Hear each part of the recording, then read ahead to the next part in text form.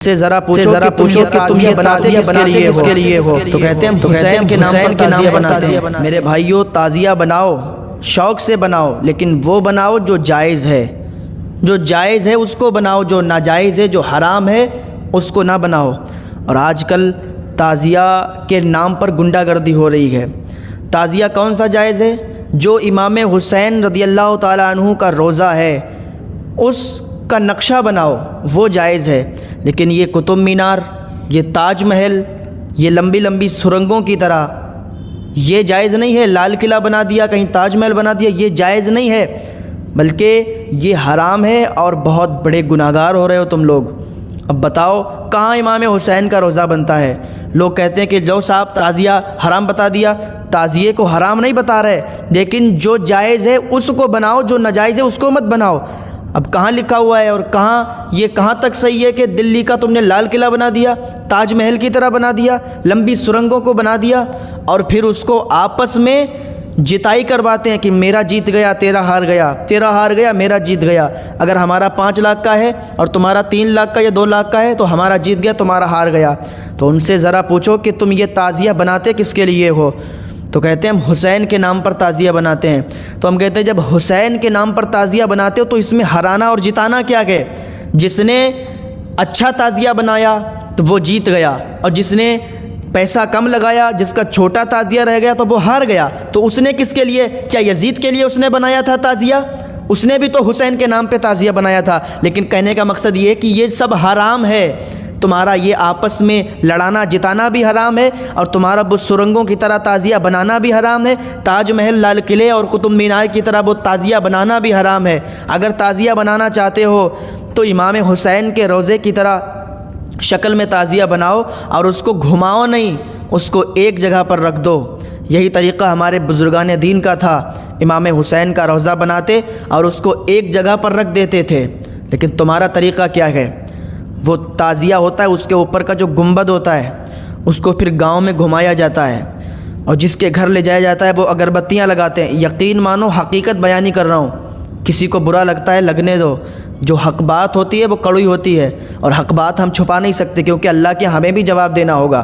تو وہ گنبد گھمایا جاتا ہے، اور جس کے گھر وہ گنبد چلا جائے تو وہ کہتا ہے بڑا کرم ہو جائے گا امام حسین کا، اب سب غم اور سب پریشانیاں دور ہو جائیں گی۔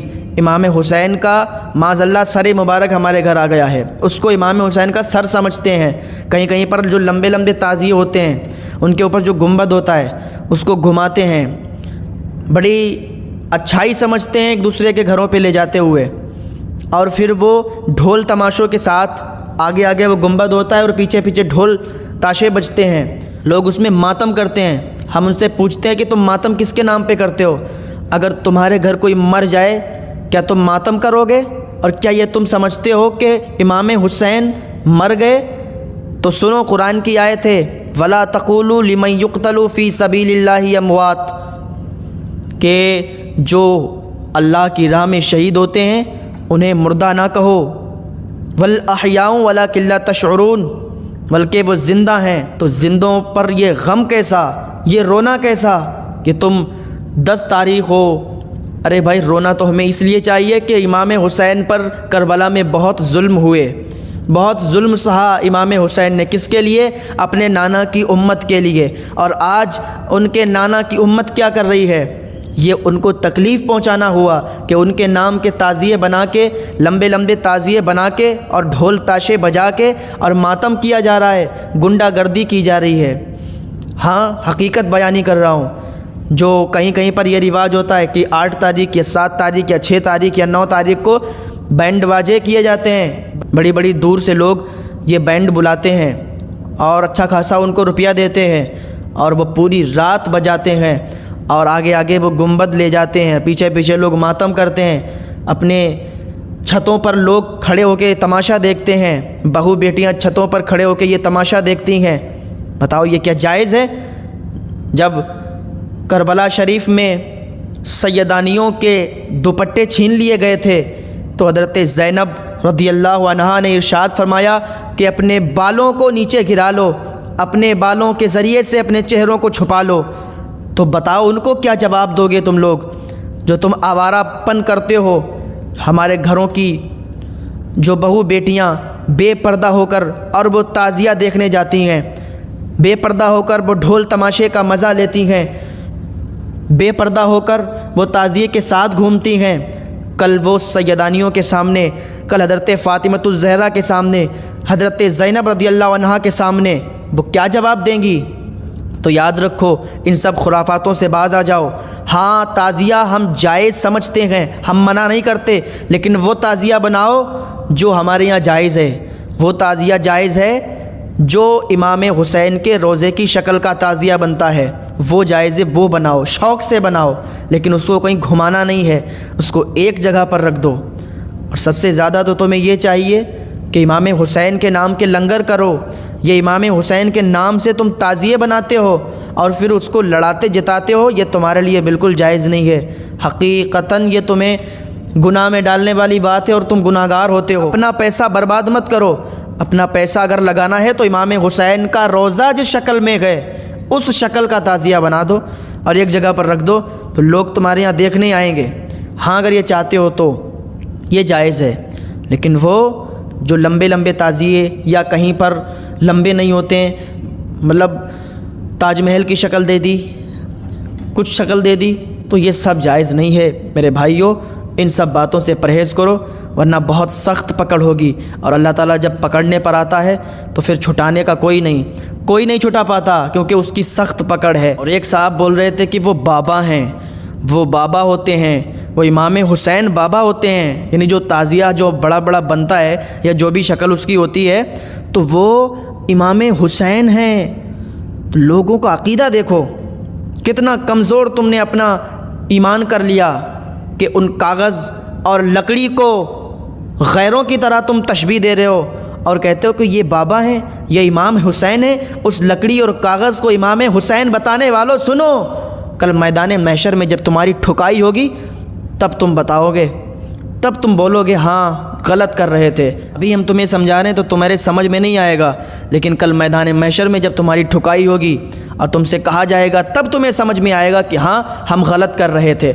वो लकड़ी और कागज़ को इमाम हुसैन समझते हो, इमाम हुसैन बताते हो कि ये इमाम हुसैन है, ये बाबा हैं। ओ मुसलमानों, ज़रा होश की पियो, क्योंकि तुम्हें मरना भी है।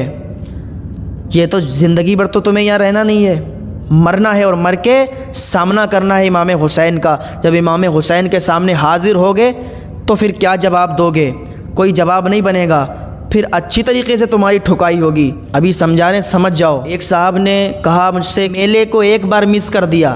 बात देखो, बात क्या कह रहे हैं कि एक बार मैंने उस मेले को मिस कर दिया, मतलब एक साल मैंने जब ताज़िया आए तो मैं आया ही नहीं और मैंने मेला देखा ही नहीं, मैंने ताज़िया पर अगरबत्ती लगाई ही नहीं। उलमा की बातें सुन सुन के तो हमारा बहुत नुकसान हो गया, हमारा काफ़ी पैसों का नुकसान हुआ, हमारे फलां की टांग टूट गई, हमारा ये हुआ वो हुआ। एक बताने लगे कि हमारे रिश्तेदार थे, उन्होंने ऐसा किया तो उसका ये हो गया। याद रखो, ये तुम्हारा जो अक़ीदा है कि तुम्हारा ईमान कमज़ोर होने की दलील है।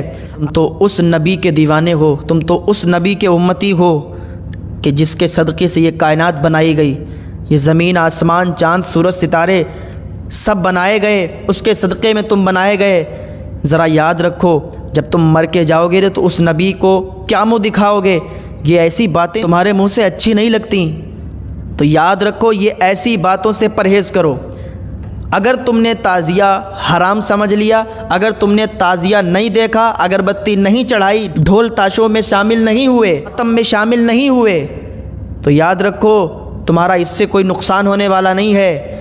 जो तुम ये समझते हो कि अगर हम मातम नहीं करेंगे, ताज़िए में अगरबत्ती नहीं लगाएंगे तो हमारा नुकसान हो जाएगा, हाथ पैर टूट जाएगा, ये अक़ीदा रखना तुम्हारा बिल्कुल गलत है, बहुत ज़्यादा गुनाहगार हो रहे हो। तो समझ जाओ, ताज़िए के हम मुखालिफ नहीं हैं, मुखालिफ इसके हैं कि ये जो गैर रसूमात होते हैं, जो गैर तरीक़े से ये ताज़िए बनते हैं, इसके मुखालिफ हैं। हाँ, अगर तुम्हें ताज़िया बनाना है, अपना पैसा ताज़िए में ख़र्च करना है तो इमाम हुसैन का रोज़ा बनाकर एक बार तो देखो, तो इतना अच्छा लगेगा। या अल्लाह, ये जो गैर रसूमात होती हैं इन सब से मुसलमानों को परहेज़ करने की तौफ़ीक़ अता फ़रमा, हम सबको नेक अमल करने की तौफ़ीक़ अता फ़रमा। सब्सक्राइब करें कादिर रज़ा इस्लामिक चैनल को, लाइक करें एंड शेयर करें।